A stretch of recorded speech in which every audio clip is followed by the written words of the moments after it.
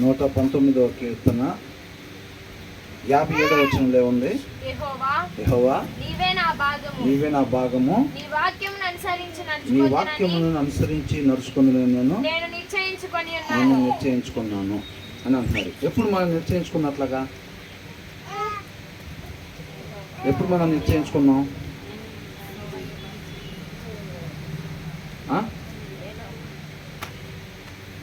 నీ కొరకు మాత్రమే నేను జీవిస్తానని ఎప్పుడు? బాప్తిసం తీసుకున్నప్పుడు, కొత్తగా జన్మించినప్పుడు. అవునా? అలాగా ఆయన మాట ప్రకారంగా మాత్రమే జీవిస్తానని చెప్పి మనం అనుకున్నాం, తీర్మానం తీసుకున్నాం. అలాగే జీవిస్తున్నామా? ఆయన మాట ప్రకారంగా మాత్రమే జీవిస్తున్నామా? మరి ఎలా జీవిస్తున్నాం? తొక్కుడు బిల్లులాగా ఒక అడుగు అటు, ఒక అడుగు ఇటు. శుక్రవారం ధ్యానించుకోగానే మనం లోపల ఒక రకంగా ప్రిపేర్ అవుతాం. నిజంగానే మనం వాక్యం చదవాలి, వాక్యాన్ని విడిచిపెట్టి మనం మిగతా పనులు ప్రాధాన్యత ఇవ్వకూడదు, వాక్యం చదవాలి మనం నిజంగానే అనుకుంటాం. అది మహా అయితే శనివారం మధ్యాహ్నం దాకా పనిచేసింది, తర్వాత లేదు. ఇప్పుడు పాలు వేడి పెట్టామనుకోండి, జీవితకాలం అలాగే వేడిగానే ఉంటాయా? ఎంతసేపు ఉంటాయి? కొంత సమయం వరకు వేడిగా ఉంటాయి, తర్వాత చల్లబడిపోతాయి. అవునా కదా? తర్వాత ఏం చేస్తారు? మళ్ళీ ఆదివారం పొద్దున్న రాగానే మళ్ళీ సోమవారం మధ్యాహ్నం దాకా చదవాలి, మనం నిజంగానే వాక్యం చదవాలి అనుకుంటాం. తర్వాత నుంచి ఏమి ఉండదు. మనం అంతకుముందు చదివిన దాంట్లో ఏమనుకున్నాం? చాలామంది ఆత్మీయ జీవితాలు ఆగిపోయి ఉంటే లోకంలో కలిసిపోయిన సంగతాలకి తెలియదు. బుద్ధి లేని కన్యకులు కూడా ఏమనుకున్నారు? ఆయన రావటమే ఆలస్యం, ఆయనతో పాటు వెళ్ళిపోవటమే అనుకున్నారు. అవునా? ఆ దీపాలు ఆగిపోయిన సంగతాలు తెలుసుకోవాలా, వచ్చేటప్పుడు వెలిగించుకొని వచ్చారు. మనం కూడా తీర్మానం తీసుకున్నాం, ఆ కొత్తలో వాక్యాన్ని చదివాము, తర్వాత చదవటం క్రమంగా తగ్గించేసాము, ఆపేసాము, లోకంలో కలిసిపోయి ఉంటాం. కానీ మనం మాత్రం బాప్టిజం తీసుకొని అన్ని సంవత్సరాలు అవుతుంది అనుకుంటా ఉంటాం. అవునా? ఆ తీర్మానం తీసుకున్నారంట. తర్వాత ఏం చేశారు?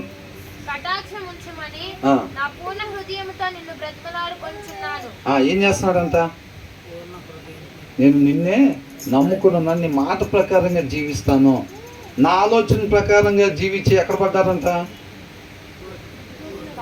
ఆ పాపం అనే బావిలో పడ్డాడు. ఇంకొద్దు, దీని సంగతిగా వద్దు, ఇది పనికొచ్చేది ఏది కూడా చేసే పరిస్థితి లేదు, ఈ మంచి దారిలో ఇది నడిపించేది కాదు. కాబట్టి నాకు ఇప్పుడు తెలిసింది, ఇక నేను నీ మాట ప్రకారంగా మాత్రమే జీవిస్తాను అని చెప్పుకొని తర్వాత ఏమంటున్నాడు?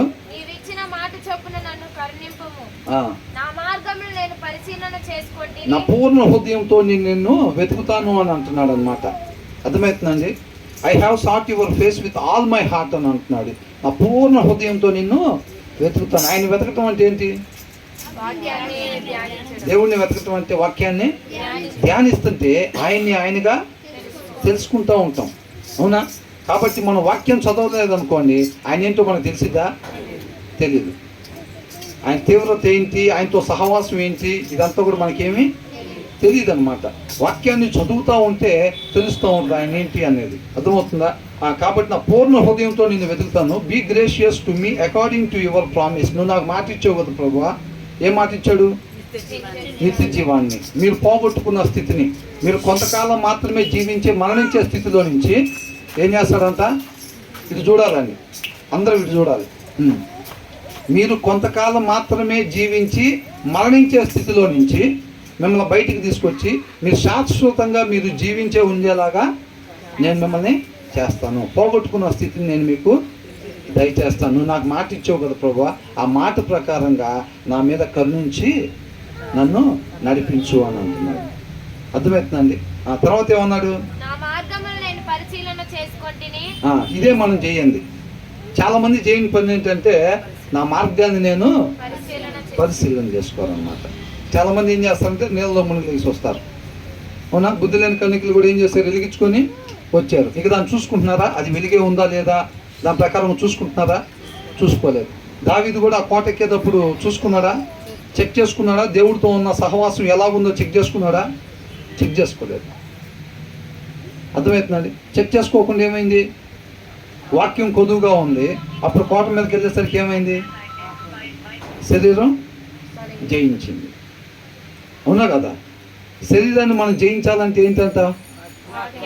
ఆత్మని అనుసరించటమే, అంటే వాక్యాన్ని అనుసరించటమే. శరీరాన్ని జయించాలి అని అంటే ఒకే ఒక్క దారి ఏంటంటే వాక్యాన్ని అనుసరించటం. అదే దారి. ఇంకా అర్థమవుతుందండి? కాబట్టి వాక్యం మనలో ఎప్పుడు కూడా కొదువుగా ఉండకూడదు.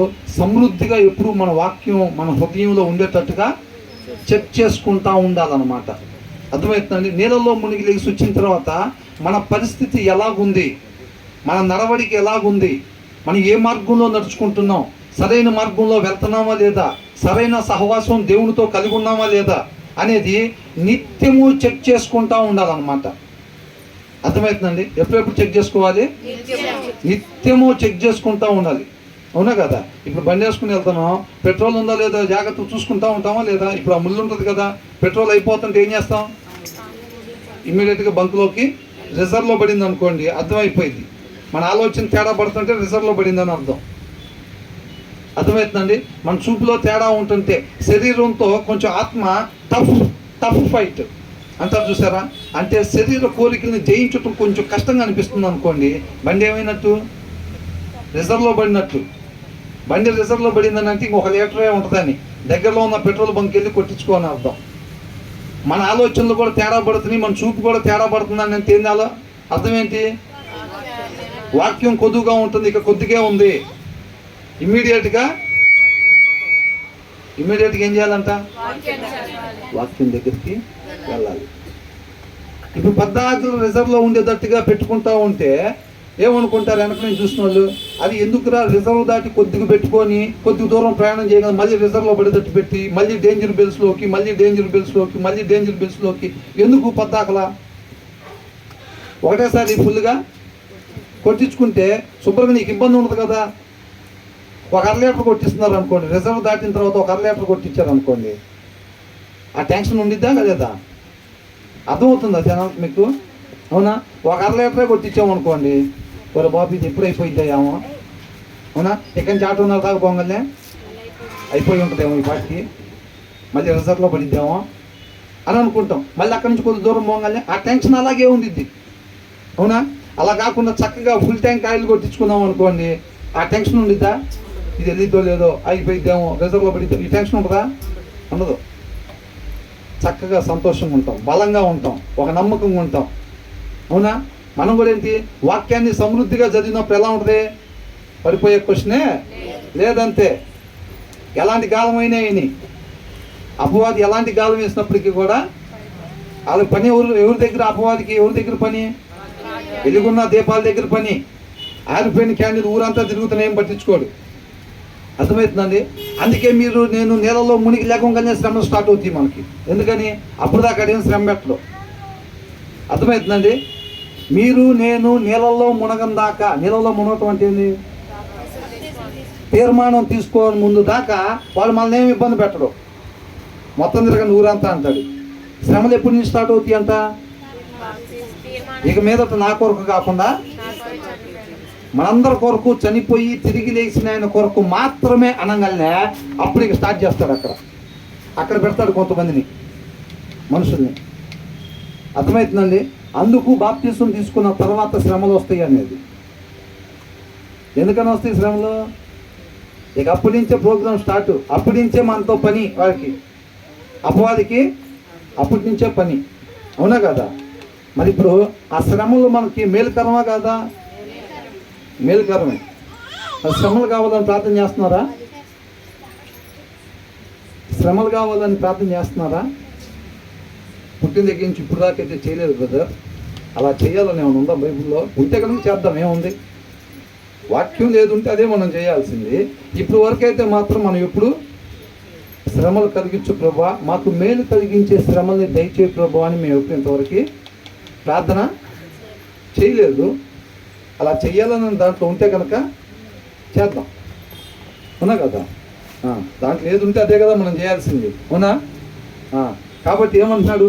నా మార్గములు నేను పరిశీలన చేసుకుంటుని. ఆ మాటలు కొన్ని మాటలు ఎలా ఉంటాయి అంటే అండర్లైన్ చేసుకోవాల్సిన మాటలు అనమాట అవి. మన మార్గాలు ఏం చేయాలంట? పరిశీలన చేసుకోవాలి. ఎలాగున్నాం, మన రైట్ వేలోనే వెళ్తున్నామా లేదా? ఇప్పుడు ఒక మార్గంలో మనం ఇక్కడ నుంచి ఫర్ ఎగ్జాంపుల్ గుంటూరు వెళ్ళాలి, లేదా ఇక్కడ నుంచి ఒక రాజమండ్రి వెళ్ళాలి.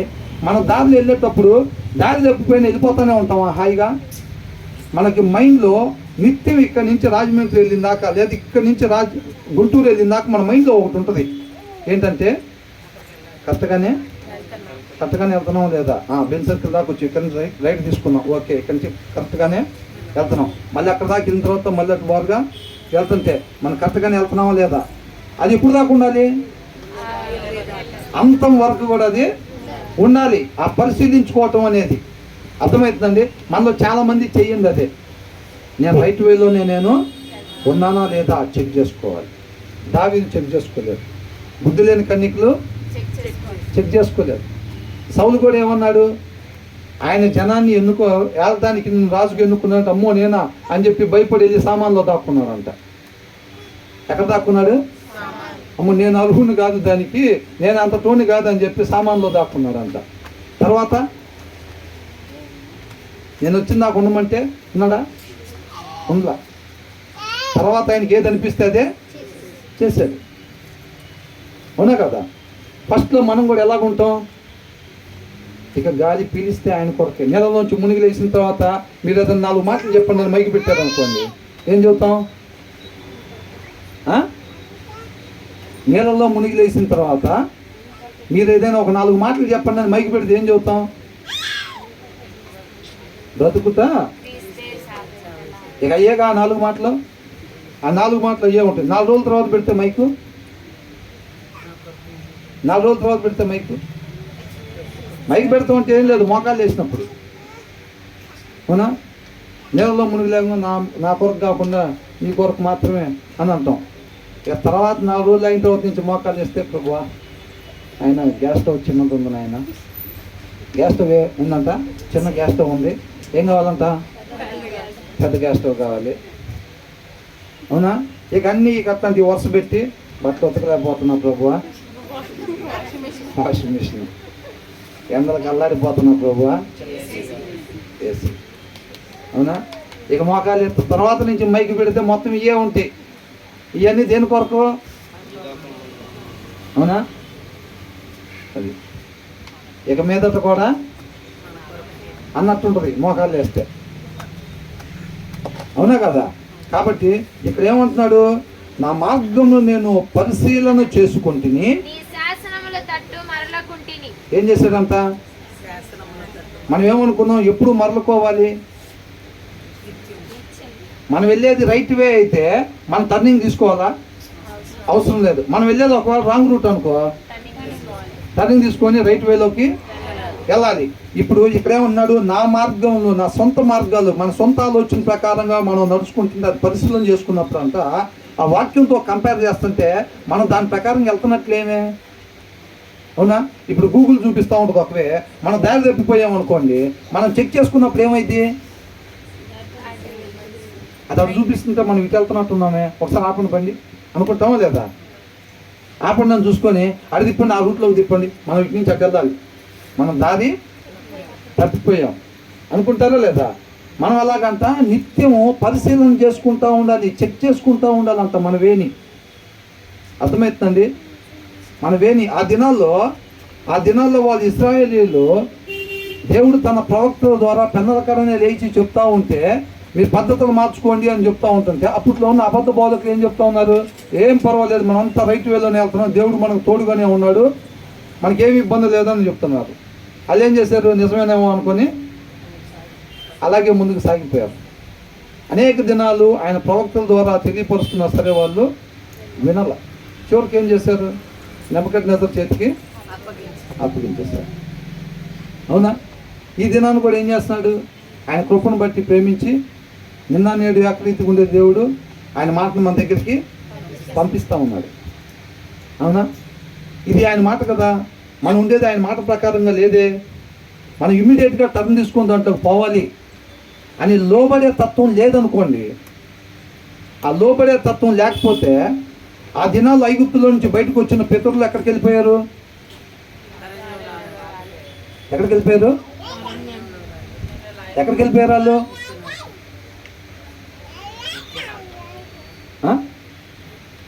అప్పుడే నరకానికి వెళ్ళిపోయారు వాళ్ళు. వాళ్ళ అరణ్యంలో రాలిపోయారు. వాగ్దాన భూమిలోకి వాళ్ళు ప్రవేశించలేదు. ఎందుకని? ఆయన మాట ప్రకారం వాళ్ళు జీవించలా. అవునా కదా? మనం కూడా అది దేవుడి మాట. అది ఎవరి మాట? అది దేవుడి మాట అని తెలిసినా సరే వీళ్ళు రాంగ్ వేలో ఉంటున్నాము, మనం వాక్యానుసారంగా మనం ఉండలేదు అని వాళ్ళకి తెలిసినా వాళ్ళు ఎప్పుడైతే ఆ మార్గంలోకి ఇమ్మీడియట్గా వాళ్ళు లోబడకపోవటం వాళ్ళ అరణ్యంలో రాలిపోయారు. మనం కూడా ఏం చేస్తాం? బ్రదర్ మీరు చెప్పేది దేవుడి మాట మాకు అర్థమవుతుంది, మాకు ఇంకోటి కూడా అర్థమవుతుంది. ఏంటంటే మేము ఆ దారిలో పోవట్లేదు అనేది అర్థమవుతుందా? ఇది దేవుడి మాట బ్రదర్, కానీ మేము పరిశీలన చేసుకుంటే మాత్రం మేము ఆ దారిలో పోవట్లేదు అన్న విషయం మాకు అర్థమవుతుంది. కానీ ఏం చేస్తాం? కొంత ఇష్టపడే పోతున్నాం ఈ దారిలో. అది పోతే ఎక్కడికి పోయిద్ది ఆ దారిలో తెలుసా అని అడిగితే ఏమంటారు? ఇప్పుడు దేవుడి మార్గం అనే దారి ఎక్కడికి వెళ్ళిద్దంట? నిత్య జీవానికి వెళ్ళిద్ది. ఆ దారి ఎక్కడికి పోయిద్దా తెలుసా అంటే తెలుసండి అని అంటారు. ఎక్కడికి పోయిద్ది అది అంటే నిత్య జీవానికి వెళ్ళిద్దండి. ఈ దారి ఎక్కడికి పోయిద్దా తెలుసా మీరు వెళ్ళేది అని అంటే ఇది కూడా తెలుసండి. ఇది ఎక్కడికి వెళ్ళిద్ది? నిత్య నరకానికి. మరి అయినా ఎందుకని ఇస్తున్నారు? ఇప్పుడు సీరియల్ చూసేవాళ్ళు, అబద్ధాలు ఆడేవాళ్ళు, ఈర్ష్య పడేవాళ్ళు, ద్వేషం పడేవాళ్ళు, లోకాన్ని అనుసరించేవాళ్ళు అంతా మనం ఆ దారిలో లేవన్న విషయం మనకి అర్థమవుతుంది. అయినా సరే ఇదే పోతా ఉన్నాం. ఇది దేవుడి మార్గం కాదు మనం పోతుంది. దేవుడి మార్గం అంటే అది ఇది అనేది మనకి తెలుసు. అయినా సరే మనం ఇదే పోతూ ఉంటాం. ఎందుకని? మెడలు వంగని వారలారా అని పిలిచాడు. ఆయన ఏమని పిలిచాడు? ఆయన మాటకి చెవి యొగ్గరంట, మెడలు ఉంచేవాళ్ళు కాదు, కఠిన హృదయస్తులు. ఇది దేవుడి మాట అని తెలిసినా సరే దానికి లోబడకపోతే వాళ్ళు ఎక్కడికి పోయారంట? అరణ్యంలో రాలిపోయారంట. అర్థమవుతుందండి? ఇక్కడ ఏమన్నాడు? నా మార్గములు నేను మనం వెళ్ళే దారి ఎప్పుడు కూడా చెక్ చేసుకుంటా ఉండాలి. నా మాట ఎలా ఉంది, నా ఆలోచన విధానం ఎలాగుంది. క్రొత్తగా జన్మించిన వాళ్ళు, క్రీస్తు చేత కనబడ్డ వాళ్ళు, క్రీస్తు యొక్క గుణలక్షణాలు నాలో ఉన్నాయా? లేదా పూర్వం ఏదైతే అవిధేయత అనేవాడు ఉన్నాడు కదా, ఒక ఆయన సృష్టించాం కదా, ఆయన యొక్క లక్షణాలు నాలో కనపడుతున్నాయా? ఒకవేళ మళ్ళీ నీళ్ళలో మునిగి లేచిన తర్వాత కూడా మరలా నాలో ఆ లక్షణాలు ఒకవేళ కనపడుతున్నాయా అనేది ఏం చేయాలంట? పరిశీలన చేసుకోవాలంట. ఒకవేళ మనం దారి పక్కగానే ఉంటే ఏం చేయాలంటే ఇమ్మీడియట్గా సరి చేసుకోవాలి. ఇమ్మీడియట్గా ఆ దారిలోకి వెళ్ళాలి. అది లోబడే తత్వం అన్నమాట. ఆ దారిలో ఏమేమి ఉంటే ఎలా ఎలా ఉండమంటున్నారో మాకు తెలుసండి. ఈ దారి ఎక్కడికి పోయిద్దో కూడా మాకు తెలుసు. అయినా సరే మేము ఆ దారిలోకి పోయేటట్టుగా మేము లోబడలేక పోతున్నాం. ఆ పరిస్థితి వాళ్ళు ఎక్కువగా ఉందన్నమాట. వాక్యం తెలియక కాదండి, లోబడాలనే ఆలోచన లేక. లోబడాలి, దేవుడి మాట పలానా అంటే ఆ మాట ప్రకారంగా నేను ఉండాలి అనే ఒక లోబడే తత్వం అన్నమాట. యెహోషువ కాలేబు లాగా ఉండేవాళ్ళు కనపడట్లేదు. ఎంతమంది వచ్చారు బయటికి?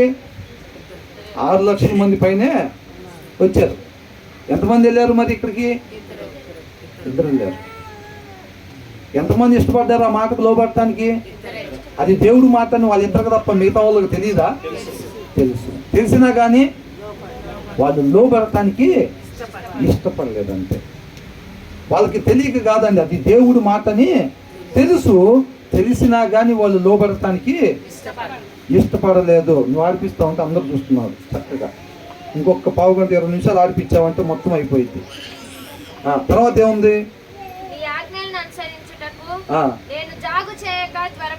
ఏం చేశాడంట కీర్తనకారుని? ఇప్పుడు దావీదును మన ముందు ఎందుకు పెడుతున్నారు చెప్పండి?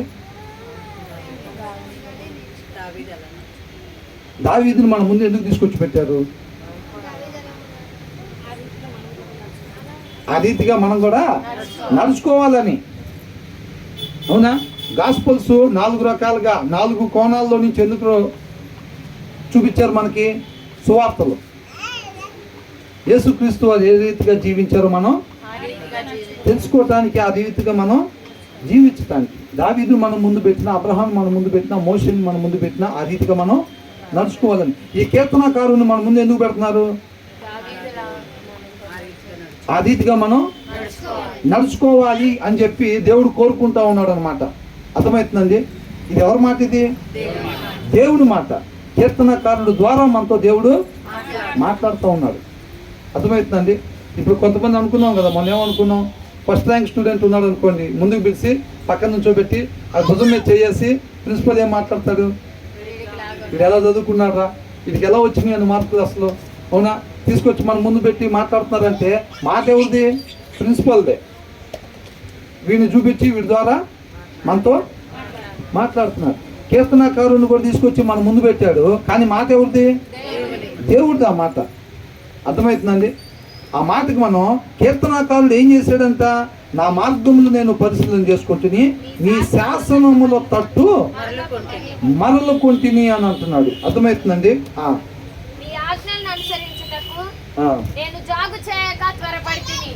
I have consider my ways and have turned my steps. ఏం చేశాడంట? మార్చుకున్నాడు అనమాట. And turn my steps to your statues. నీ ఆజ్ఞల ప్రకారంగా, నీ ఉపదేశాల ప్రకారంగా నా మార్గాన్ని నేను మార్చుకున్నాను అని అంటున్నాడు. మనం చేసేది ఏంటంటే, మనం మార్చుకోం. ఏం చేయం? ఆ దారిలో ఏమేమి ఉంటాయి అనేది తెలుసుకుంటాం అంతే. మనం దేవుని వాక్యంలో ఏమేమి ఉంది అనేది తెలుసుకుంటాం, కానీ మనం మాత్రం మార్చుకోం. కీర్తనకారుడు అలాగే ఉన్నాడా? ఏం చేస్తాడంట? నా మార్గాలను నేను పరిశీలన చేసుకుంటుని, పరిశీలన చేసుకున్నప్పుడు నేను రైట్ వేలో వెళ్తున్నట్టుగా నాకు అనిపించలేదు. అనిపించినప్పుడు ఆయన ఏం చేశాడంట? ఆ దారిలోకి మలుచుకున్నాడు అనమాట. మనం చెయ్యింది అది. మనం ఆ దారిలో ఏమేమి ఉంటాయి, ఏమేమి చెప్తారో కనుక్కుంటాం అంతే. కనుక్కొని ఏం చేస్తాం? ఎటు వెళ్తూ ఉంటాం? ఇదే దారిలో వెళ్తూ ఉంటాం మనం. ఎవరైనా అడిగారు అనుకో, లేదా ఆ దారి ఏంటంటే అది దేవుడి మార్గం అండి, అది ఎటు వెళ్ళిద్దండి అది అని ఎవరన్నా దారిలో పోతాం మనం అడిగారు అనుకో, మనం ఇటు వెళ్తున్నాము, లేదా ఆ దారి ఏంటంటే అది దేవుడి మార్గం అండి, అది నేషనల్ హైవే అంటాం చూసారా, అది దేవుడి మార్గం అండి. అది ఎటు వెళ్ళిద్దండి అది అంటే అది నిత్య జీవానికి వెళ్ళిద్దండి. అది ఎవరు చెప్తారు? మనమే చెబుతాం. నిత్య జీవానికి వెళ్ళిద్దా? మరి ఇది ఎక్కడికి వెళ్ళిద్దండి? ఇటు కొంతమంది వెళ్తున్నారు ఏంటి, ఇది ఎక్కడికి వెళ్ళిద్ది అంటే ఏం చెబుతాం? ఇది నిత్య నరకాగ్నికి వెళ్ళిద్దండి. మరి మీరేంటి ఇటు వెళ్తున్నారు? మీరు అడ్రస్ అడిగారు, నేను చెప్పే కదా, ఇక మీ సంగతి మీరు చూసుకోండి. ఏంటంట? అమ్మా ఏంది, నువ్వేంది, నీ పద్ధతి ఏంది అని ఎవరు అడిగాము అనుకో, బ్రదర్ మీరు చెప్పడానికి వచ్చారు, చెప్పారు కదా, ఇక మా సంగతి ఏందో మేము చూసుకుంటాం. నువ్వు మమ్మల్ని ప్రేమించావు కరెక్టే, మమ్మల్ని సృష్టిద్దాం అనుకున్నావు కరెక్టే, సమస్త సృష్టిని పెట్టావు, మమ్మల్ని ఏళ్ళమని మమ్మల్ని పెట్టావు కదా, ఇక మా సంగతి మేము ఇక అద్దెనబాకి ఇద్దెనబాకని ఏమనుకుంటారు? అడ్రస్ అడిగిన ఆయన అదేమో దేవుని మార్గం అంటున్నాడు, అదేమో నిత్య జీవానికి వెళ్ళిద్ది అంటున్నాడు, ఇదేమో నిత్య నరకాగ్నికి వెళ్ళిద్ది అంటున్నాడు. ఈయన ఎడిపోతున్నాడు, ఇదే నడుచుకుంటూ పోతున్నాడు. అర్థమవుతుందండి? ఈ దినాల్లో అది ఎక్కువ. ఎంతమంది ఎత్తపడతారంటారు? ఉన్న వాళ్ళు మొత్తం ఎత్తపడతారా? ఉండేదేమో ఎంతమంది, ఎత్తపడేదేమో. ఎందుకని? మాట్లాడచ్చు కదా ఆమెతో, ఏమైంది, ఆమె ఏదో పొరపాటును తెలియక అనింది అనుకో, ఆమెకు వాక్యం తెలియదు, ఏదో పుస్తకమని ఒక మాట అనేసింది. నీకు తెలుసు కదా, 18 సంవత్సరాల నుంచి బాప్తీసం తీసుకొని ఉంటున్నప్పుడు మాట్లాడితే ఏం పోయినా ప్రాణం వదిలిపెడతామే తప్ప మాట్లాడేది ఉన్నదో. శుక్రవారం అందరికన్నా ఫస్టే వెళ్తాం. ఏంటంట? అందరికన్నా ఫస్టే. లేదా ఆదివారం 2 పెట్టారు కాబట్టి ఇక్కడ ఒకటి అక్కడ ఒకటి, 2 ఆపాం. అదే 4 పెడితే 4కి అటెండ్ అవుతాం. మెడ ఉంచే క్వశ్చన్ లేదు. మా ఇంటి పేరు ఏందనుకున్నాం? మా తాత ఎవరు అనుకున్నాం? అది వచ్చిన ప్రాబ్లం. అర్థమవుతుందండి? అది ఏమైంది? అది ఎక్కడికి తీసిపోయింది? అది చెక్ చేసుకోండి అని అంటున్నాడు కీర్తనకారుడు అంట. నేను రైట్ వేలో నేను వెళ్తలేదని తెలిసినప్పుడు ఆయన ఏం చేశాడంట? మార్గాన్ని మార్చుకున్నాడు, లోబడ్డాడు అనమాట. మనలో చాలా మందికి అబద్ధాలు ఆడొచ్చా? అబద్ధాలు ఆడొచ్చా? మనం అంటే ఏంది? లోకాన్ని ప్రేమించచ్చా? లోకంలో ఉన్న వాటి కోసం ఆశపడవచ్చా? కానీ మనం అంటే ఏంది? అది ఆశ పడకూడదు అనేది ఎవరి మాట? కానీ ఆశపడతాం అనేది ఎవరి ఇష్టం? మన ఇష్టం. అది నేను అంటున్నా, అది అంటున్నాం, నష్టపోతాం. ఇస్కరియోతు యూదా అక్కడే ఉన్నాడు, యేసుక్రీస్తు వారు పక్కనే ఉన్నాడు, కలిసి భోజనం చేశారు, కలిసి మంచి నీళ్ళు తాగారు. ఇద్దరు ఒకటే చోట ఉంటున్నారా? ఇద్దరు ఒకటే చోట ఉంటున్నారు ఇప్పుడు? లేదు. అర్థమవుతుందండి? మనం మెడ ఉంచేవారిగా లేకపోతే, ఆయన మాటకి సరి చేసుకోవటానికి ఇష్టపడకపోతే, మనల్ని మనం ఉపేక్షించుకోకపోతే ప్రయోజనమేమీ లేదు. మనల్ని మనం ఉపేక్షించుకోకుండా ఆయన ఎంత వెంబడించినా ప్రయోజనమేమీ లేదు. ఇస్కరియోతు యూదా చేసిన పని అదే. అప్పగిచ్చిన దాకా కూడా యేసుక్రీస్తు వారి వెనకాలే ఉన్నాడు. అవునా? అప్పగిచ్చేటప్పుడే అక్కడి నుంచి లేచి వెళ్ళాడు. పొరపాటు ఎక్కడ జరిగింది? ఆయన ఉపేక్షించుకోలేదు. అర్థమవుతుందండి? ఆయన ఏం చేయాలా? ఉపేక్షించుకోలేదు. కూర్చోవాలండి. వాళ్ళు ఎవరో ఒకళ్ళు చూడండి, కొద్దిగా తీసుకొచ్చిన వాళ్ళు ఎవరు?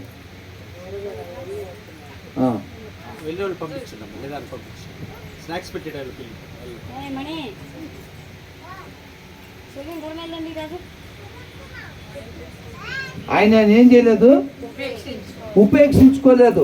మనం కూడా ఉపేక్షించుకోకపోతే మనం ఎన్ని వర్షిప్పులకు పోయినా ప్రయోజనం ఏది లేదు.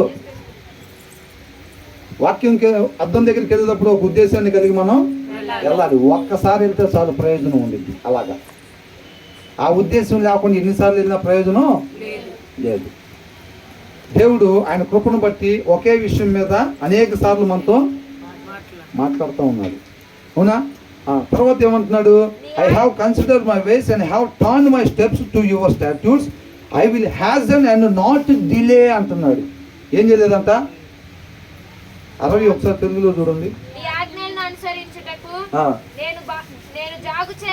ఏం చేయలేదంట? జాగు చేయలేదంట. ఏం చేయలేదంట? ఇంకా 35గా 60 రావద్దు. దేనికి? మెడ ఉంచాలంటే, లోబడాలంటే ఎంత రావాలంట? 60 అన్నా రావద్దు కనీసం. అప్పుడేనా బాప్తిసం తీసుకున్నారు? అప్పుడేనా? ఇంకా 28గా. అసలు ఇప్పుడే కదా స్టార్ట్ అయింది. ఏంటంట? రంగుల ప్రపంచం ఇప్పుడే కదా స్టార్ట్ అయింది అంటున్నారు. 60 నీకు అసలు ఉందో లేదో నీ లైఫ్లో తెలుసా? నీకు నాకు అది అయినా సరే సమయం ఇంకా ఉంది కదా. కీర్తనకారుడు ఏమంటున్నాడు అంటే, నేను రాంగ్ వేలో ఉన్నాను, వాక్య ప్రకారంగా నా మాట లేదు, నా చూపు లేదు, నా ప్రవర్తన లేదు అని అన్నప్పుడు, అది తెలిసినప్పుడు ఆయన ఏం చేయలేదంట? నేను ఆలస్యం చేయకుండా ఇమ్మీడియట్గా నేను ఆ మార్గంలోకి వెళ్ళాను అని అంటున్నాడు. ఏమంటున్నాడు? I will hasn't and not delay to obey your commands అని అన్నాడు. అర్థమవుతుంది? నీ ఆజ్ఞలను అనుసరించుటకు నేను జాగు చేయక త్వరపడి, ఇమ్మీడియట్ ఎమర్జెన్సీ అంటారు చూసారా? అది మనం ఏమనుకుంటున్నాం? ఎప్పటి నుంచి మాట్లాడుతున్నాడు దేవుడు నీతో నాతో? ఎప్పటి నుంచి మాట్లాడుతున్నాడు? లోబడమని, మెడలు ఉంచమని, హృదయాన్ని కఠినపరుచుకోవద్దని చెప్పి. హృదయాన్ని కఠినపరుచుకోమంటే ఏంటి? కఠినపరుచుకోవటం అంటే ఆయన చెప్పింది చేయకుండా మనకు నచ్చినట్టుగా చేయటం. ఆ దినాల్లో ఇశ్రాయేలీయులు రాజిపోయింది కూడా దానికే అంట. వాళ్ళు హృదయాన్ని కఠినపరుచుకున్నారు అంటారు. అర్థమవుతుందండి? ఆయన మాట అదని తెలుసు, అయినా సరే నేను ఇట్లా వెళ్దాం అనుకుంటున్నా. ఆయనకు వాక్యం తెలియక మాట్లాడిందన్న విషయం నాకు తెలుసు, తెలిసినా కానీ నేను ఇలాగే ఉందాం అనుకుంటున్నా. అంటే ఏం పరుచుకుంటున్నాం? హృదయాన్ని కఠినపరుచుకుంటున్నాం. అబద్ధాలు ఆడొద్దని చెప్పి ఆయన చెప్పాడన్న విషయం మనకి తెలుసు, అయినా సరే నేను ఆడతాను. లోకం వైపు చూడొద్దని ఆయన చెప్పాడన్న విషయం నాకు తెలుసు, అయినా సరే కొంతకాలం ఉండిపోయే వాటిని ఆశ పడుతున్నాం. దాన్ని కఠినపరుచుకోవటం అంటే ఇంకేం లేదు. అర్థమవుతుందండి? మన మార్గం ఎటుపోతున్నామో, మన ఆత్మీయ జీవితాలు ఎలాగున్నాయో పరిశీలన చేసుకోండి అని అంటున్నాడు. ఒకవేళ ఆయన వాక్య ప్రకారంగా ఉండట్లేదా ఏం చేయాలంట? జాగు చేయకుండా ఇమ్మీడియట్గా మాట ప్రకారంగా జీవించాలి. కీర్తనాకారుడు పని చేశాడంట, అందుకని అంగీకరించబడుతున్నాడు. మనం కూడా ఆయనకిలాగా అంగీకరించబడాలని అంటే మనం కూడా ఏం చేయాలి?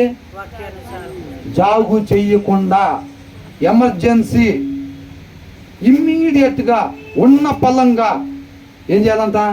ఆయన మాటకి లోబడాలి. ఇప్పుడు దాకా ఉపేక్షించుకోలేదా? మనం ఫార్మాలిటీగా నీళ్ళలో మునిగి లేచామా? నేను అనేదాన్ని మనం సమాధి చేయలేదా సరిగ్గా? ఆ గుణ లక్షణాలు ఇంకా వస్తూనే ఉంటాయి, మనకు అర్థమైపోతూనే ఉంటుంది. ఆ పాత స్వభావం ఇంకా నడుస్తుంది. వేరే వాళ్ళు సంతోషం ఉంటే మనం తట్టుకోలేకపోతున్నాం. నిన్ను వల్లే నన్ను నేను ప్రేమించుకున్నట్టుగా నా పొరుగు వారిని నేను ప్రేమించలేకపోతున్నా, ఎక్కడో ఇబ్బంది కలుగుతుంది నాకు అని అనిపిస్తుంది. అంటే ఆ పాత లక్షణం ఉంది. ఆ పాత లక్షణం ఇంకా వైరస్ పట్టిన డేటా ఉన్నప్పుడు మనం ఏమనుకున్నాం? ఆ షవర్ కిందకు మళ్ళీ వెళ్ళాలి, సరిపోలా. ఆ మురికి శాంతం పోలా. ఎప్పటి వరకు ఉండాలి ఆ షవర్ కింద? అంతం వరకు ఆ ప్రాసెస్ జరుగుతూనే ఉండాలి.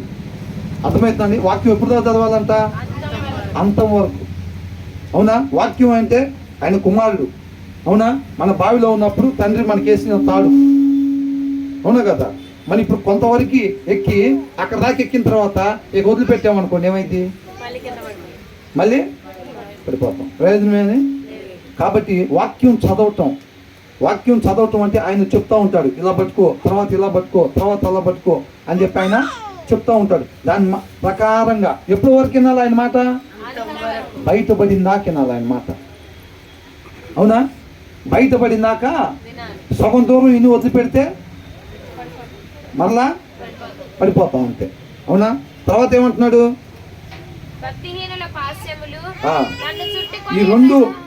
ఈ రెండు నా మార్గంలో నేను పరిశీలన చేసుకుంటుని, నీ శాసనముల తట్టు మరలుకొంటిని, నీ ఆజ్ఞలను అనుసరించుటకు నేను. అసలు ఈ రెండు మాటలు చాలా అవసరమైన మాటలు. ఈ రెండు వచనాలు అర్థమవుతుందండి? మనకి చాలా అవసరమైన మాటలు.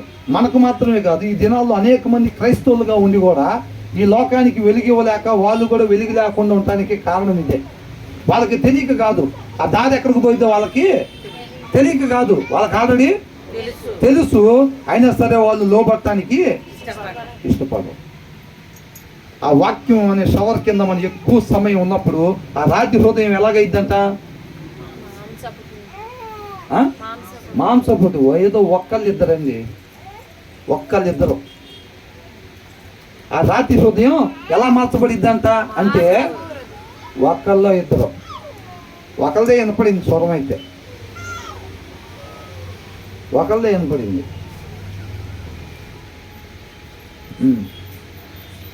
తర్వాత ఏమన్నాడు? ఈ రెండు వచనాలు చాలా ఇంపార్టెంట్ ఉంది, దాన్ని మనం చూసుకొని లోబడేవారుగా ఉన్నాడు. తర్వాత ఏమన్నాడు? భక్తిహీనుల పాశములు నన్ను. అంటే ఈ లోకస్తులు, భక్తిహీనులు, వాక్యం లేని వాళ్ళు ఎంత మనల్ని హేళన చేసినా, ఎంత వాళ్ళు మనల్ని ప్రేరేపిస్తున్నా సరే, లోకంలో కలిసిపోయేటట్టుగా ఎంత ప్రేరేపిస్తున్నా సరే, మనం మాత్రం వాక్యాన్ని విడిచిపెట్టకూడదు. ఆ తర్వాత ఏమంటున్నాడు? ఆయన విధులు ఎట్లాంటివి అంట? న్యాయమైనవి అన్నమాట. అవి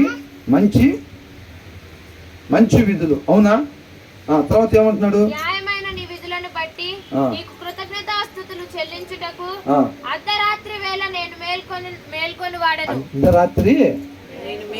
అర్ధరాత్రి లేచి మేల్కొంటానంట. దేనికోసం? ఆయన మనకు జరిగిన మేలుకి కృతజ్ఞత కుడికి పెట్టుకుంటామా? ఈ కీర్తనకారుడు ఎప్పుడు పెడతాడంట?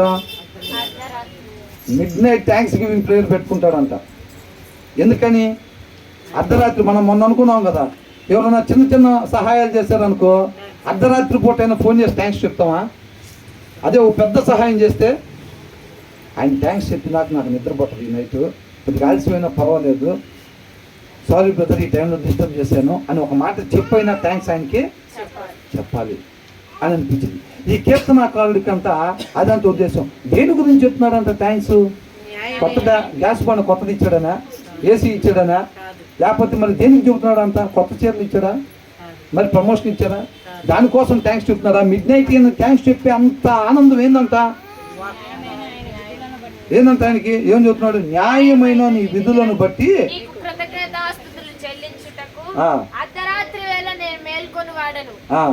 ఆయనకి అంత ఇంపార్టెంట్ అనమాట. దేవుడి యొక్క ఆజ్ఞలు అంత ఇంపార్టెంట్. నువ్వు అయిపోతే నేను అసలు ఏమైపోయావు అన్నావు. నువ్వు ఆ తాడు అయిపోతే తండ్రి మా పరిస్థితి ఇక్కడే ముగిసిపోయాయి. పాపం అనే ఊపిలో ఉన్న ప్రతి ఒక్కరు రేపు తీర్పుకెట్టి వెళ్ళిపోతారు, నిత్య నరకాగ్నికి వెళ్ళిపోతారు. తండ్రి మనల్ని ప్రేమించుడే ఆయన కుమారుడు వాక్యం అనే తాడు మనకు లోపలికి వేశాడు. ఆ వాక్యాన్ని అనుసరిస్తూ ఒక్కొక్క చెయ్యి పట్టుకొని మనం ఆ తాడును పట్టుకొని పైకి ఎక్కుతున్నట్టు అనమాట. అర్థమవుతుందండి? కాబట్టి ఈ లోకం ఏది కావాలన్నా వచ్చింది. ఆ పోగొట్టుకున్న స్థితి, తండ్రితో పాటు సమాధానం, యుగ యుగాలు ఆయనతో పాటు ఉండే స్థితి మనకి ఎవరు కూడా ఇవ్వలేరు. అది ఆయన మాత్రమే ఇవ్వగలిగింది. కాబట్టి ఆ స్థితిని నేను మీకు దయచేస్తానని చెప్పి వాగ్దానం ఇచ్చాడు. వాగ్దానం ఇచ్చిన దేవుడు నమ్మదగిన వాడు. ఎలా నమ్మాలి? సందేహించకుండా దావీదులాగా నమ్మాలి. నమ్మి విశ్వాసం ఉంచాలి. ఎలాంటి విశ్వాసం ఉంచాలి? ఎలాంటి విశ్వాసం? క్రియలతో కూడిన విశ్వాసం. అబ్రహాం ఏ రీతిగా ఉంచాడు? క్రియలతో కూడిన విశ్వాసం. అది దేవుడు మార్గం అని నమ్ముతున్నావా? నమ్ముతున్నాను. అది నిత్య జీవాన్ని తీసుకెళ్ళిద్దని నమ్ముతున్నావా? నమ్ముతున్నాను. నీ అడుగులు ఎట్టున్నాయి? అది అడుగుతున్నాడు. నీ అడుగులు అటువైపుకుంటే నీ విశ్వాసం నా విశ్వాసం ఎలాంటి విశ్వాసం అంట? అబ్రహాం లాంటి క్రియలు కలిగిన విశ్వాసం. అర్థమవుతుందా? అది దేవుడు మార్గం అని నమ్ముతున్నా, అది నిత్య జీవానికి తీసుకెళ్ళిద్దని నమ్ముతున్నా. నా అడుగులు మాత్రం ఇటే ఉంటే నీ నమ్మకం నా నమ్మకం ఎలాంటిదంట? దెయ్యాల నమ్మకం లాంటిది. అదే చెప్తున్నాడు. వాక్యం ఏమని ఉంది? ఆ వాక్యం అలా ఉందలే, కానీ ఈ రోజులు ఎవరు ఉంటున్నారు అంటే మన క్రియలు ఎట్లుంటున్నాయి? దేవుడు ఒక్కడే అని చెప్పి నమ్ముటం మంచిదే, అలాగూ దెయ్యాలు కూడా నమ్మి వణుకుతున్నాయి అంట. అది దేవుడు మార్గం. నువ్వు నేను ఒప్పుకునేదేముంది? నువ్వు నేను ఒప్పుకోకపోయినా అది దేవుడు మార్గమే. అది ఆటోమేటిక్గా నిత్య జీవానికే తీసుకెళ్ళేది. దాన్ని నువ్వు నేను ఒప్పుకోకపోయినా సరే అదేమి దేవుడు మార్గం కాకుండా పోతుంది. ఇది దేవుడు వాక్యం కాదండి ఇది అని మనం అందరం ఒకటే మాటగా అన్నాం అనుకోండి, అంత మాత్రాన కాకుండా పోయిద్దా? మనం ఒప్పుకున్నా ఒప్పుకోకపోయినా అది దేవుడి మార్గమే. అవునా? కాబట్టి క్రియలయ్యి అని అడుగుతున్నాడు. అర్థమవుతుంది? నీ అడుగులు నా అడుగులు ఎటువైపు ఉన్నాయి అంటున్నాడు. కీర్తనాకారుడు అంతా పరిశీలన చేసుకున్నాడంట. నేను వాక్య ప్రకారంగా లేను అని తెలిసినప్పుడు ఇమ్మీడియట్గా ఏం చేశాడంట? జాగు చేయక ఏం చేశాడు? మొదలుకున్నాడంట ఆయన మాట వైపు. అర్థమవుతుందండి? అది దేవుడి మాట అని తెలిసినప్పుడు దాని ప్రకారంగా లేకపోతే క్రియలు మన జీవితంలో లేనట్టే. కాబట్టి ఆయన జీవితంలో అంత విలువైన ఆయన యొక్క నీతి వాక్యం ఇచ్చినప్పుడు అంట అర్ధరాత్రి లేచి ఏం చేస్తాడంట?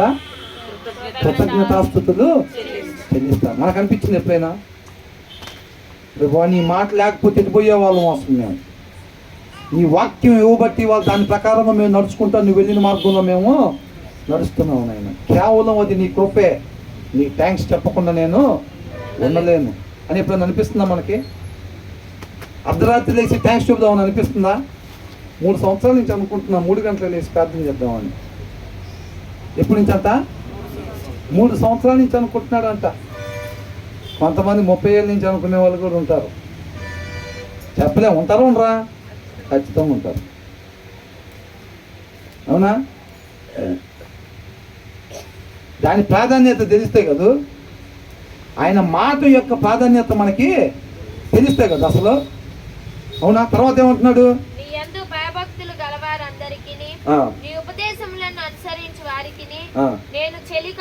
ఎవరికంట చెలికాడు? మనం ఎవరెవరికి చెలికాడులుగా ఉంటున్నాం? మనం ఎవరెవరికి స్నేహితులుగా ఉంటున్నాం? నీ స్నేహితులు నా స్నేహితులు ఎలాగున్నారు? ఆత్మీయులేనా? మన ఆత్మీయ జీవితానికి మేలు కలిగించే వాళ్ళేనా? నెహమ్యాలాగా ఏం మాట్లాడాడంట?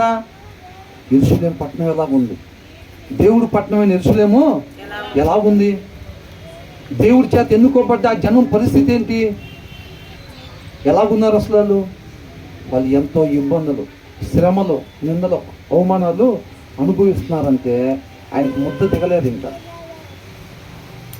ఏం చేస్తున్నారు? కళ్ళమ్మటి నీళ్ళు ఆగలేదు ఆ వార్త విన్న తర్వాత. ఆయన ఇక ఏడ్చి కుమిలిపోయి ఉపవాసం ఉండి దేవుని దగ్గర మొరపెట్టుకున్నాడు. ఆయనకేం ప్రాబ్లం లేదు, ఈయనకు నెంబర్ 1 పోస్ట్ ఉంది, ఫైనాన్షియల్గా నెంబర్ 1 ఉన్నాడు, మంచి హోదాలో ఉన్నాడు, ఆయన గొప్ప పేరు ఉంది. మరి ఏంటి ఆయనకి అంత బాధ? అది నిన్ను వల్లే నీ పొరుగు వల్లే ప్రేమించడం అంటే. నిజంగా ఈయన ఆ ప్లేస్లో ఉంటే, ఆ శ్రమను ఈయన అనుభవిస్తుంటే ఎలా ఏడుస్తాడో, ఎలా దుఃఖం వచ్చిద్దో, ఎలా ఉపవాసం ఉండి ప్రార్థన చేస్తాడో, వాళ్ళ కోసం ఈయన ఉన్నాడంట.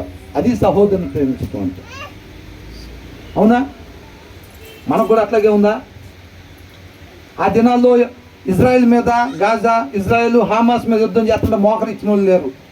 ఇవాళ ప్రతి ఒక్కళ్ళు ఏంటంట, ఆయన కొద్దిగా శక్తివంతమైన వాడారంటే మన దాకా వస్తాయంట. చిన్న చిన్న చేస్తే గుజరాత్ దాకంట, కొద్దిగా శక్తివంతమైన చేస్తే మన దాకా వస్తాయంట. ఇప్పుడు మొర పెడుతున్నారు, మన కిందకి నీళ్ళు వస్తాయి. అదే ఆ దేవుడి ప్రేమ. ఇప్పుడు చేసే ప్రార్థనలు అప్పుడు ఎటుపోయినాయి? రష్యా ఉక్రెయిన్ అప్పుడు ఎటుపోయినాయి? ఆ మోకాళ్ళు ఎటుపోయినాయి? మన దాకా వస్తే మోకాళ్ళు. అవునా? నెహమ్యా ఇప్పుడు వేసాడు మోకాళ్ళు, ఆయన దాకా వచ్చినప్పుడు వేసాడా? అవునా కదా? అయ్యో పాపం అట్లా జరిగిందా, సరేలే భోజనం టైం అయింది కదా 11ంటికి అనుకున్నాడా? మొచ్చటిని మెల్లకొని ఇంటికి వెళ్ళాడా? వెళ్ళాలా? తీర్మానం తీసుకున్నాడు, దేవుడి దగ్గర అడిగాడు, ప్రభు నీ కృప అయితే, నీ చిత్తం అయితే ఆ పని కొరకు నన్ను నడిపించుకోదు అని అనుకున్నాడు. అవునా? కాబట్టి మన ఫ్రెండ్స్ ఎవరు ఉన్నారు? మన ఫ్రెండ్స్ ఎవరు? శుక్రవారం వస్తేనే మన ఫ్రెండ్స్ ఇక్కడ. హలో ఫ్రైడే ఫ్రెండ్, బాగున్నావా? Praise Lord brother, Friday brother. ఏ బ్రదర్ అంట? Friday brother, Sunday brother. Monday brother ఎవరు? అది అడుగుతున్నాడు. అవునా? నీ సోమవారం స్నేహితుడు ఎవరు అంటున్నాడు, నీ మంగళవారం స్నేహితుడు ఎవరు అని అడుగుతున్నాడు. నీ శుక్రవారం స్నేహితుడు నాకు తెలుసు, నీ ఆదివారం స్నేహితుడు నాకు తెలుసు, మిగతా నీ 4-5 రోజులు స్నేహితులు ఎవరు అని అడుగుతున్నాడు. అర్థమవుతుందా? ఈయనకి ఎవరంట స్నేహితులు? ఈయనకి ఎవరంట? నీ యందు భయభక్తి, దేవుడు. అదేనా దేవుడు అని ఉంది అక్కడ. అది పాత దాంట్లో నుంచి పాత ఊరగాయ బద్ద ఒకటి మిగిలిందేమో చూద్దామని చెప్పి పాత పూజల్లో చేయబెడితే ప్రయత్నం అదంతా. ఏంటంట? నీ యందు భయభక్తులు గలవారందరికీ ఎవరంట? ఆయన ఎందు భయభక్తులు కలుగుంటాం అంటే ఏంది? ముసుకేసుకొని ఉంటాం కదా, ఫస్ట్ రావటం కదా, మరి సరిగ్గా బాస్పట్లు వేసుకోవటం, కూర్చోవటం, లేకపోతే ఇట్లాంటి ఏం కదా, నవ్వకుండా ముఖం ఇట్లా ఉంటాం సీరియస్గా, అది కదా భయభక్తులు అంటే. మరేంటి? వాక్యాన్ని అనుసరించటం అంటే ఆయన ఏది చెప్పాడో అది మాత్రమే చేయటం, ఆయన వద్దు అన్న పని చేయకుండా ఉంటాం. ఆయన చెప్పింది చేయకుండా నువ్వు నేను ఇట్లా మొహాలు పెట్టుకుని లోపలికి వచ్చిన ప్రయోజనం ఏమీ లేదు, కోటింగ్ తప్పదు. రేపు మొహాలు ఎత్తబెట్టుకొని ఇక్కడ నడిచిద్ది అది. అసలు వారం అంతా అక్క ప్రార్థనలో గడిపినట్టుంది, నీరసంగా అయిపోయింది, మొహం కూడా వాడిపోయింది. ఏంటక్క వారం అంతా ఉపవాస ప్రార్థన చేసేవేందక్క అంటే పని అయింది బాగానే అట్లయితే అనుకుంటారు. ఏంటంట? జనాలు ఏదైతే అనుకోవాలనుకున్నామో అదైతే అనుకున్నాం, బాగానే పెట్టాం ముఖం, అట్టయితే సక్సెస్ బాగానే అయింది. ఆయన దగ్గర ముఖం ఎట్ట పెట్టుకుని వచ్చినా అట్ట పెట్టుకుని వచ్చినా ఆయన మొఖాలు చూసి తీర్పు తెచ్చేవాడు కాదు. మేడు పొన్ను పైకి ఎలా ఉంటుందంట, తర్వాత ఎట్లా ఉంటుందంట? అది బయటికంటే మేడు పొన్ను పైనుంచే కనపడిద్ది కాబట్టి మనుషులకి అంతరంగం కనపడిద్దా? కనపడదు. బైబిల్లో క్లియర్గా రాస్తుంది. దేవుడికి ఏం కనపడిద్ది అంట? అంతరంగం కనపడిద్ది అంట. మన మొహాలు ఎట్ట పెట్టుకొచ్చిన ప్రయోజనం ఉండదో, ఆయన ఎందుకు భయభక్తులు కలిగి ఉన్నామంటే ఏంటంట, ఆయన ఏదైతే చేయమని చెప్పాడో అది చేయటం, ఆయన ఏదైతే వద్దు అని చెప్పాడో అది చేయకుండా ఉండటం, అంతే. అది ఆయన ఎందుకు భయభక్తులు కలిగి ఉండటం అంటే. అర్థమవుతుందా? వాళ్ళు ఇంకెవరంట, నీ ఎందుకు భయభక్తులు కలవారందరికీ, ఇంకొకళ్ళు ఎవరంట, ఈ ఉపదేశమును అనుసరించే వారికి. శుక్రవారం ఆదివారం ఇని వెళ్ళిపోయే వాళ్ళ గురించి కాదు, తెలుసుకొని దాన్ని చేయకుండా ఉండే వాళ్ళ గురించి కాదంట. నీతిమంతులు ఎవరంట, రేపు ఆ రాజ్యం అంట నీతిమంతులు మాత్రమే ఉండేదంట. ఆయన దృష్టిలో నీతిమంతులు ఎవరు? వినేవాళ్ళు, చదివేవాళ్ళు కాదు, ఎవరైతే అనుసరిస్తారో. ఇక్కడ వినేవాళ్ళు, ఎస్, అది దేవుడి మాటే. వినేవాళ్ళు ఎక్కువ మందే ఉంటారు, అవునా? అది ఎవరు మాట అండి, అది చెప్పేది ఎవరు మాట అని మీరు ఎవరిన పక్కన వాళ్ళు అడిగారు అనుకోండి, ఏం చెబుతారు వాళ్ళు? దేవుడి మాట అండి, అది చెప్పేది ఆయనే లేకని, కనపడుతున్నాడు లేకని, ఆ మాట ఎవరిది? దేవుడి మాట అది అంటారు. అనుసరించే వాళ్ళు కనపడతలా, అవునా? అది అంటున్నాడు అనమాట. ఎవరైతే వాళ్ళు అనుసరించే వాళ్ళు నీతిమంతులు అంతా, వాళ్ళకే రేపు దేవుని రాజ్యం అని అంటున్నాడు. మనం ఏంటంటే అసలు చూస్తే ఎన్ని కనపడుతాయో ఇక్కడ కూర్చున్న వాళ్ళల్లోనే. వాక్యంతో కంపేర్ చేసి చూస్తుంటే, బయటికి వెళ్ళిన తర్వాత వాళ్ళ జీవిత విధానాలు చూస్తుంటే ఎన్ని కనపడతాయో, ఎంత పక్కదారిలో పోతూ ఉంటారో. అసలు వాళ్ళ ఆలోచన విధానం, వాళ్ళ ప్రవర్తన, వాళ్ళ చూపు, అసలు ఎంత పక్కదారిలో పోతూ ఉంటారు. అసలు వాళ్ళు ఎప్పటి నుంచి వస్తారు, అసలు ఫెలోషిప్కి ఎప్పటి నుంచి వెళ్తారు అని కనుక్కుంటే అవాక్ అవుతాం. అర్థమవుతుందండి? అప్పుడు నుంచి వాళ్ళు మందిరాలకు వెళ్తారంట. ఇప్పుడు ఇక్కడ చెప్పిన దానికన్నా వాళ్ళు బయట ఉండేదానికి ఏమి పొంతన కనపడదు. అర్థమవుతుందండి?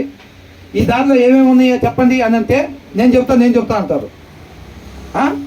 ఆ దారిలో ఏమేమి ఉంటాయో ఇలా తెలియక ఇటు పోతుంది. తెలియకేం కాదు, ఇలాగ తెలుసు. తెలిసే బ్రదర్ ఇది నిత్య జీవానికి కాదు బ్రదర్, అదనుకొని ఇటు వెళ్తున్నారేమో. ఏం చెప్తారు? కొత్తగా వచ్చావా సిటీకి? ఏంటంట? కొత్తగా వచ్చావా సిటీకి? 26 సంవత్సరాలు అవుతుంది బాప్తిసం తీసుకొని. ఇక్కడ ఏంటంట? ఏ దారి ఇటు పోయిద్దో మాకు తెలుసు కానీ పందుడు. ఏంటంట? ఏ దారి? 26 సంవత్సరాలు అవుతుంది ఇక్కడ, లోకల్ ఇక్కడ. ఏంటంట? బుధవారం ఏ పాస్టర్ గారు వస్తారు, శుక్రవారం ఏ పాస్టర్ గారు వస్తాడు, ఆయన ఎన్నింటికి వస్తాడో మొత్తం తెలుసు మాకు, అవునా? సీనియర్ ఇక్కడ అని అనుకుంటారు. కానీ దారి అవుతుందంట, అది అడుగుతున్నాడు. అర్థమవుతుందా? వాక్యంలో ఉండేదాన్ని మన జీవితాన్ని కంపేర్ చేస్తే రెండు ఎలా ఉండాలంట? రెండు ఎలా ఉండాలి? ఒకటేలాగా ఉండాలి. రెండు ఒకటే కావాలంతే. అర్థమైందండి? అర్థంలో చూసుకున్నప్పుడు ఎవరు కనపడతారు? సహజ ముఖమేనా కనపడేది, అవునా? వాక్యంతో కంపేర్ చేస్తే మనం కూడా అలాగే ఉండాలి. అది అడుగుతున్నాడు దేవుడు. అది తీసుకొచ్చి మన ముందు పెడుతున్నందుకు ఆయన, అవునా? వాళ్ళకి నేను చెలికాడను అని అంటున్నాడు. ఎవరెవరికంట? నీ యందు భయభక్తులు కలవారికి, నీ మాటను అనుసరించే వాళ్ళు, నీ ఉపదేశాన్ని అనుసరించే వాళ్ళు ఎవరైతే ఉంటారో వాళ్ళకి నేను చెలికాడను. అందుకే నువ్వు ఒక ఆత్మీయుడు ఇంకొక ఆత్మీయుడికి దేవుని ప్రేమను కనపరచగలుగుతాడు తప్ప లోకస్తుడు కనపరుస్తాడా? లోకస్తుడు కనపరుస్తున్నాడు అంటే మన దగ్గర నుంచి ఏదో ఒకటి ఆశిస్తేనే, అవునా కదా? ఇది ఎలాంటి స్నేహం, ఎలాంటి చెలికాడంట? దేవుడు అబ్రహాం ఏమని పిలుస్తున్నాడు? నా స్నేహితుడు అని, యజమానుడు అనిపిస్తున్నాడా? నా స్నేహితుడని పిలిచాడు. అలాంటి స్నేహం అంటున్నాడు. దాని కింద ఏముంది? యెహోవా భూమి నీ కృపతో నిండి ఉన్నది. ఇంగ్లీష్లో ఏమని ఇచ్చాడు? The earth is filled with your love. నీ యొక్క ప్రేమతో నిండి ఉన్నది. దేవా టీచ్ మీ యువర్ డిక్రీస్ అని అంటున్నాడు. నీ ఉపదేశాలు, నీ శాసనాలు, నీ ఆజ్ఞలు నాకు తెలియపరుచు ప్రభువా. అదే నన్ను రక్షించేది. ఈ తాడు పట్టుకొని ఎలా పైకెక్కాలో నాకు అదే ప్రార్థన. పాపులుగా ఉన్న మనల్ని మనం ఇప్పుడు మన ముందున్నది ఏంటి? అసలు మనం పోగొట్టుకున్న స్థితిని మరలా పొందుకోవాలి. అదే కదా మన ముందున్నది. అవునా? దానికోసం ఇది మొత్తం రాపించబడింది. ఆ స్థితిలోకి మనం తీసుకెళ్ళటానికే. ఆ స్థితి ఎప్పుడు వస్తుంది? స్టార్టింగ్లో. అవునా? ఆదాములో పండు ఎప్పుడు తిన్నారు? మధ్యలో తిన్నారా? ఫస్ట్ స్టార్ట్ చేస్తే నిత్య జీవంలోకి వెళ్ళేది ఎక్కడ రాస్తుంది? ప్రకటన గ్రంథం 21:22లో రాస్తుంది. అర్థమవుతుందండి? ఆ బావిలో పడ్డ వాళ్ళు పైకి రావటం, దాని గురించి ఆ ప్రాసెస్ గురించి ఇది మొత్తం కూడా రాస్తుంది. మన ముందు ఉన్నది ప్రభువా, ఈ తాడు పట్టుకొని ఎలాగెక్కాలో నాకు నేర్పించు నాయన. అది అన్నమాట అడుగుతుంది. అర్థమవుతుందండి? తాడు పట్టుకుని ఎక్కడం అంటే ఏంటి? 119వ కీర్తన మొత్తం అయిపోయేసరికి ఆ తాడు అంటే ఏంటి, ఎక్కడం అంటే ఏంటి మొత్తం మనకు తెలియాలి. మొత్తం అయిపోయిన తర్వాత ఎన్ని వచనాలు ఉన్నాయి దీంట్లో? ఎన్ని వచనాలు చూసి చెప్పండి ఒకసారి. 176 వచనాలు మొత్తం అయిపోయిన తర్వాత ఎవరన్నా వచ్చి అడుగుతారా? బ్రదర్, చిన్న డౌట్స్ ఉన్నాయి బ్రదర్ దీంట్లో. ఏంటి ఆ డౌట్స్ అంటే? ఇంతకు తాడు అంటే ఏంటి బ్రదర్ అడుగుతారా? క్లాస్కి ఎట్టుంది? క్లాస్లో నిద్రపోతేనే అడిగేది అట్లాగా. అవునా? కాబట్టి మన ముందున్నది ఏంటంటే ఆయన మనల్ని ప్రేమించి ఆయన కృప చేత మనకు తరపున వెళ్ళను చెల్లించాడు. పరిశుద్ధమైన రక్తమనే వెల ఇచ్చి మనల్ని కొనుక్కొని ఈ వైరస్ పట్టిన ఫోన్లన్నీ ఆయన ఏం చేశాడు? ఆ వైరస్ పట్టిన ఫోన్లన్నీ, ఆ పనికిరాని చెత్త వైరస్ పట్టిన ఫోన్లు కొనుక్కుంటామా? 20,000 ఇచ్చి 50,000 ఇచ్చి. దేవుడు ఏం చేశాడు? మనమంతా ఆజ్ఞ అతిక్రమించి పాపం చేసి వైరస్ పట్టున్నాం. వైరస్ పట్టున్న ఫోన్లన్నింటినీ ఆయన ఏం చేశాడు? పరిశుద్ధమైన రక్తమనే వెల ఇచ్చి కొనుక్కున్నాడు. ఆయన కొనుక్కొని నేను బాగు చేసుకుంటా అంటున్నాడు. అవునా? మన తెలివితేటలతోటి పాపం చేసి దాంట్లో పడ్డాం. దాంట్లోంచి బయటకు ఎట్లా రావాలో మనకి తెలియదు. ఆయన మనల్ని ప్రేమించాడు కాబట్టి కేవలం ఆయన కృప చొప్పునే మనల్ని రక్షించుకుంటున్నాడు. అవునా? కొనుక్కొని పాపులైన మనం కొనుక్కొని ఆయన వాక్యం ద్వారా ఉదక స్నానం చేపించి ఆ వైరస్ అంతా పోగొట్టుకుంటా ఆ గుణలక్షణాలు, ఆయన గుణలక్షణాలు మనలోకి డౌన్లోడ్ చేస్తున్నారు. కొత్త సాఫ్ట్వేర్ని డౌన్లోడ్ చేస్తున్నారు. అర్థమవుతుందండి? కాబట్టి ఆయన కుమారుడు అనే తాడుని వేశాడు మనం రక్షించడానికి. మనం ఏం చేయాలి? ఆయన్ని నమ్మి విశ్వసించి ప్రభు ఈ తాడు పట్టుకుని ఎట్లా పైకెక్కాలో నాకు నేర్పించు ఆయన.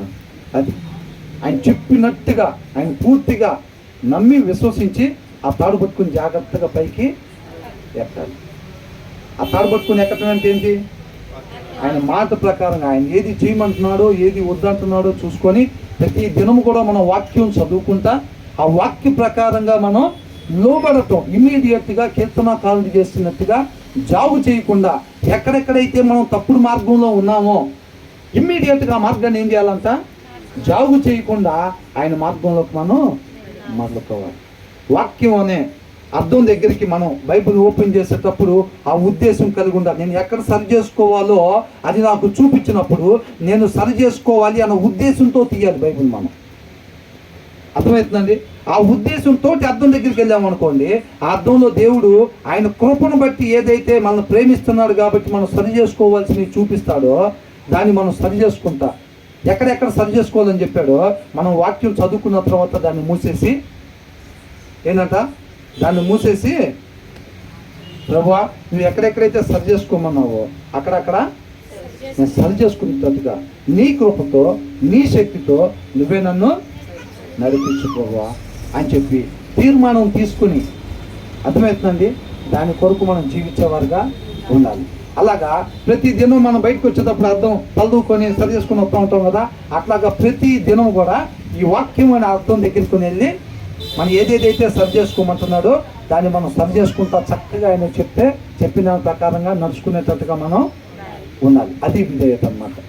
వాక్యంలో అలా ఉందండి, మాకు కూడా తెలుసు, కానీ మేము ఇలాగెళ్తాం అంటే కఠిన హృదయం కలిగిన వాళ్ళం, మెడలు వంచని వాళ్ళం, నరకానికి వెళ్ళే వాళ్ళం అని అర్థం.